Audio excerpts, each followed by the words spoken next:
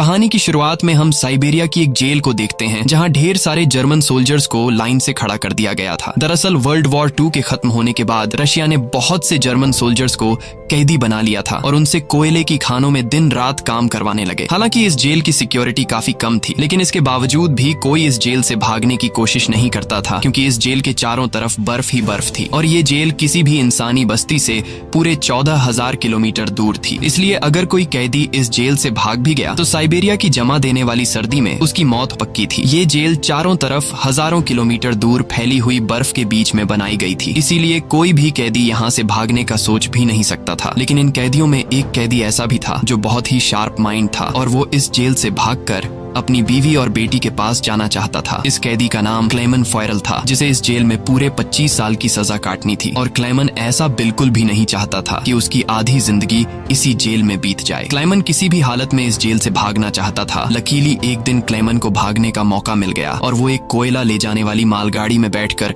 इस जेल से भाग निकला। अब जेल के बाहर जब उसने खुले आसमान में सितारों को देखा तो वो खुशी से झूम उठा, लेकिन ये खुशी कुछ ही देर की मेहमान थी। थोड़ी दूर चलने के बाद उस मालगाड़ी को रोक दिया गया और जब क्लेमन ने बाहर झांक कर देखा तो एक रशियन सोल्जर बंदूक ताने उसके सामने खड़ा था। बदकिस्मती से यहाँ क्लेमन पकड़ा गया और जेल से भागने के जुर्म में उसे एक ओपन एयर सेल में बंद कर दिया गया। सर्दी बहुत ज्यादा थी और रात में होने वाली बारिश ने क्लेमन की हालत खराब कर दी थी। उस सेल में क्लेमन को कुछ घंटों के लिए नहीं बल्कि पूरे 2 दिनों तक रखा गया। अब पूरे 2 दिन बाद अगली सुबह जेल का वार्डन उसके पास आया और उसे सेल से बाहर निकाल कर उससे कुछ भी टॉर्चर नहीं किया गया। बस सिर्फ ये बोला कि तुम्हारे साथी बेसब्री से तुम्हारा इंतजार कर रहे हैं। अब जब क्लेमन अपने साथियों से मिला तो वो सब लाठियां और डंडे लेकर उसका इंतजार कर रहे थे। वो सब क्लेमन पर बहुत गुस्सा थे, क्योंकि क्लेमन के भागने की वजह से उन सबको पिछले 2 दिनों से भूखा रखा गया था। और क्लेमन को अब वार्डन की बात समझ में आ गई कि उसने क्यों कहा था कि तुम्हारे साथी तुम्हारा इंतजार कर रहे हैं। अब क्लेमन को देखते ही बाकी कैदियों ने उस पर हमला कर दिया और उसे बहुत बुरी तरह से मारा। इस मारपीट में क्लेमन इतना जख्मी हो गया कि उसे जेल के हॉस्पिटल में एडमिट करना पड़ा। इस जेल का डॉक्टर भी एक जर्मन कैदी था। जैसे ही क्लेमन होश में आया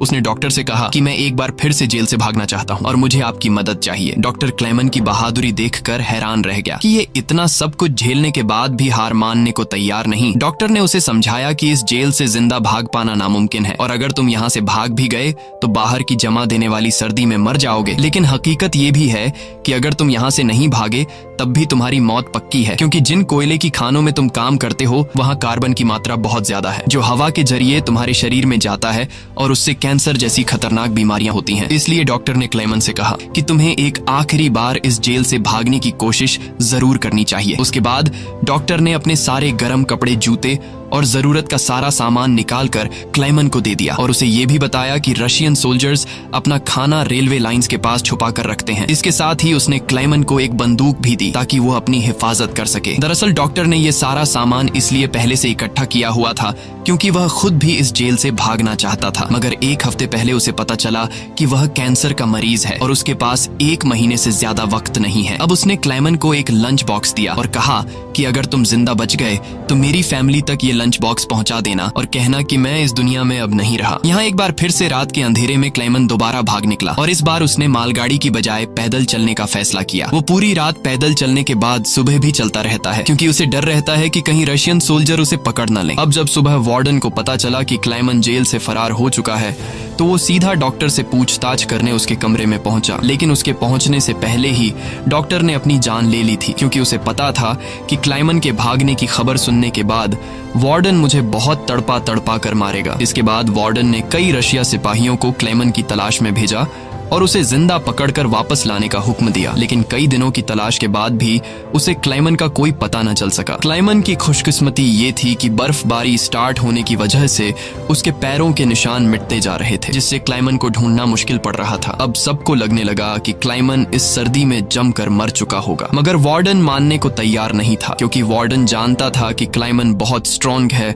और वो इतनी आसानी से हार नहीं मानेगा। इसलिए उसने तलाश जारी रखने का हुक्म दिया। वहीं दूसरी तरफ हम क्लेमन को देखते हैं जो पूरे जोश के साथ बर्फीले तूफान को पार करते हुए आगे बढ़ रहा था। जेल से भागने के 9 दिन बाद उसे अचानक कुत्तों के भौंकने की आवाज सुनाई दी और जैसे ही वो पीछे मुड़ा उसने एक स्लेज को अपनी तरफ आते देखा। उससे पहले कि वो भागता वो स्लेज उसके पास आ गई और उस पर चढ़ती हुई आगे निकल गई। तभी क्लेमन की आंख खुल गई और उसे पता चला कि वो सिर्फ सपना देख रहा था। दरअसल क्लेमन पिछले 9 दिनों से पैदल चल रहा था और अब उसका खाना भी खत्म हो चुका था। भूख और थकान की वजह से उसका आगे बढ़ना मुश्किल हो गया था, लेकिन इसके बावजूद क्लेमन ने हार नहीं मानी और जैसे तैसे चलता रहा। कुछ दिनों के बाद उसका जिस्म भी जवाब दे गया और वो भूख से बेहोश हो गया। अब कुछ घंटों बाद जब उसे होश आया, उसने अपने आसपास एक अजीब सी आवाज सुनी। तभी उसने एक सील को देखा और ये देखते ही उसकी आंखें चमक उठी। उसने फौरन अपनी बंदूक निकाली और पूरी ताकत के साथ निशाना लगाने की कोशिश की, लेकिन थकान और कमजोरी की वजह से उसका निशाना गलत हो गया और वो सील वहां से भागने लगी। क्लेमन, जिसे कई दिनों बाद जिंदा रहने की एक छोटी सी उम्मीद मिली थी, वो इस उम्मीद को हाथ से नहीं जाने दे सकता था। क्लेमन फौरन उसके पीछे दौड़ा, लेकिन दौड़ते वक्त क्लेमन बर्फ टूटने की वजह से पानी में गिर जाता है, जिससे उसके पैर में चोट आ जाती है। लेकिन जख्मी होने के बावजूद वो सील का पीछा करने लगा। क्लेमन जैसे ही गोली चलाने वाला था, वो सील एक चट्टान के पीछे छिप गई। क्लेमन और आगे बढ़ता है और सील को दोबारा देख लेता है। उससे पहले कि वो पानी में जाती, क्लेमन ने अपनी आखिरी गोली चलाई और खुशकिस्मती से वो गोली उसे लग गई। ये देखकर क्लेमन खुशी से झूम उठा, क्योंकि अब सफर के दौरान उसे खाने की फिक्र नहीं थी। कई दिनों के बाद क्लेमन ने पेट भर कर खाना खाया और थोड़ा आराम करके अपना सफर जारी रखा। अब इतने लंबे सफर में क्लेमन बिल्कुल अकेला था और उसके चारों तरफ बर्फ के अलावा कुछ भी न था। इस माहौल में उसकी दिमागी हालत खराब हो सकती थी, इसलिए वो खुद से बातें करता और पॉजिटिव बातें कहकर खुद को आगे बढ़ने के लिए मोटिवेट करता। इसके साथ ही वो हर वक्त कैंपस के जरिए अपने रास्ते को देखता है, ताकि वो इस बर्फीली वादी में कहीं खो न जाए। इसी तरह दिन गुजरते गए और फिर महीने, लगातार 2 महीने चलने के बाद क्लेमन को इस बर्फीले मैदान में एक छोटा सा पेड़ दिखाई दिया। इस पेड़ को देखकर क्लेमन इतना खुश हुआ कि जैसे उसे कोई खजाना मिल गया हो, और वो भागकर उस पेड़ को गले लगा लेता है। दरअसल ये पेड़ इस बात की निशानी थी कि क्लेमन लगातार 2 महीने चलने के बाद अब ये बर्फीला मैदान क्रॉस कर चुका है और आगे जंगल शुरू होने वाला है। थोड़ा ही आगे चलने के बाद ठीक वैसा ही हुआ जैसा उसने सोचा था। अब यहाँ से जंगल शुरू होने वाला था। बर्फ का इलाका खत्म हो रहा था।